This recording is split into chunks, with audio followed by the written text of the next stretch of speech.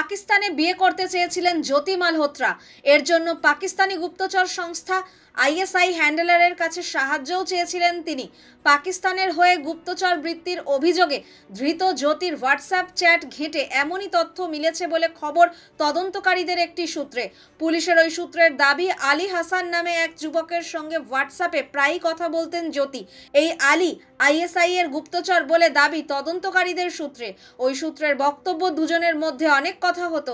তার মাধ্যমেই একবার হাসানের কাছে সাহায্য চেয়ে জ্যোতি লিখেছিলেন, get me married in Pakistan. বাংলার তর্জমা করলে দাঁড়ায়, আমি পাকিস্তানে বিয়ে করতে চাই। তদন্তকারীদের সূত্রের মত, এর থেকেই বোঝা যায় পাকিস্তানের সঙ্গে জ্যোতির এক ধরনের আত্মিক যোগাযোগ তৈরি হয়ে গিয়েছিল। পাকিস্তানে অন্তত দুবার গিয়েছিলেন জ্যোতি। প্রথমবার গিয়েছিলেন 2023 সালে, দ্বিতীয়বার গিয়েছিলেন পেহেলগাঁও কাণ্ডের ঠিক আগে। চলতি বছরের ফেব্রুয়ারিতে কলকাতায় এসেছিলেন জ্যোতি। কলকাতায় থাকার সময় একটি ভিডিও জানিয়েছিলেন তিনি লাহোর যাবেন, গিয়েও ছিলেন। তার সমাজ মাধ্যমে অ্যাকাউন্টে থাকা কিছু ভিডিও ঘেঁটে দেখা গিয়েছে যে লাহোরের আনারকলি বাজার, পাক পাঞ্জাবের কটাসরাজ মন্দিরে গিয়েছিলেন জ্যোতি। পুলিশ সূত্রে জানা গিয়েছে, জ্যোতির 4টি ব্যাংক অ্যাকাউন্ট এখন তদন্তকারীদের আতশকাচের তলায়।